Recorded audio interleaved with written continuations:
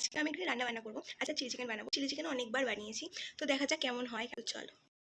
তো আমি এখানে নিয়ে নিয়েছি বোনলেস চিকেন, 500 গ্রাম বোনলেস চিকেন নিয়েছি। এর মধ্যে 1 চামচ ভিনিগার এবং আদা, রসুন, কাঁচা লঙ্কা বাটা দিয়ে হাতের সাহায্যে ভালোভাবে ম্যারিনেট করে নিয়েছি। তারপরে 2টি ডিম ফাটিয়ে তার মধ্যে দিয়ে হাত দিয়ে ভালোভাবে ম্যারিনেট করে নিলাম।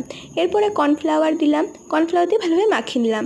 তবে এখানে বলে রাখি, কর্নফ্লাওয়ার দেওয়ার আগে যখন আমি ভিনিগার দিলাম সেই সময়ও কিন্তু তোমরা চাইলে নুন এবং হলুদ দিয়ে ম্যারিনেট করে কিছুক্ষণ রেখে তারপরে এই প্রসেসগুলোকে কন্টিনিউ করতে পারো। তবে আমি কর্নফ্লাওয়ার দেওয়ার পরেই নুন এবং হলুদ আর জিরে গুঁড়ো দিয়ে ভালোভাবে মাখিয়ে নিলাম। যাই হোক, তারপরে তোমরা একটা কড়াইয়ের মধ্যে তেল দিয়ে, পরিমাণ মতো তেল দিয়ে, তেল ফুটে যাওয়ার পরে বা গরম হয়ে যাওয়ার পরে একে একে ম্যারিনেট করা চিকেনগুলোকে দিয়ে উল্টে পাল্টে ভেজে নেবে। যতক্ষণ না ব্রাউন হবে ততক্ষণ ভালোভাবে ভেজে নেবে। আর হ্যাঁ, বেশি কিন্তু কড়কড়া অবস্থায় ভাজবে না।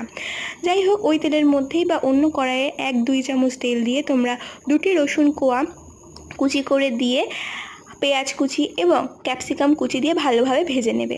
তা তোমরা চাইলে 2 বা 3 বা 4 তোমাদের স্বাদ মতো কাঁচা লঙ্কা কুচি দিয়ে দিও। তারপরে সয়া সস, টমেটো সস আর গ্রিন চিলি সস দিয়ে ভালোভাবে নাড়িয়ে নিও। জানো তো, সব থেকে ইজি হচ্ছে চিলি চিকেন করা, কারণ চিলি চিকেন করতে না বেশি সময় লাগে আর না কিছু বেশি জিনিস লাগে, খুবই সহজে বানিয়ে নেওয়া যায়। তারপরে ভালোভাবে নাড়িয়ে কষিয়ে নেবে। কষিয়ে নেওয়ার পরে এর মধ্যে নুন, হলুদ আর জিরে গুঁড়ো সামান্য পরিমাণে দিয়ে নেবে। তারপরে ভালোভাবে নাড়িয়ে নেবে। তারপর 1 গ্লাস কর্নফ্লাওয়ার মেশানো জল এর মধ্যে দিয়ে ভালোভাবে মিশিয়ে নেব। মিশিয়ে নেওয়ার পরে যখন ঘন হয়ে যাবে, ঠিক তার মধ্যে ওই ফ্রাই করে রাখা চিকেনগুলোকে একে একে দিয়ে দেবো। দিয়ে কিছুক্ষণ পরে দেখবে ভালোভাবে মিশে গেছে।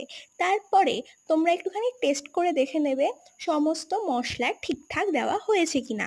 আমি যখন টেস্ট করলাম তখন দেখলাম নুনটা একটু কম আছে, তাই লাস্টে নুন আর টমেটো সস দিয়ে রেডি করলাম চিলি চিকেন, আর ফ্রাইড রাইসের সাথে সার্ভ করলাম। বাই।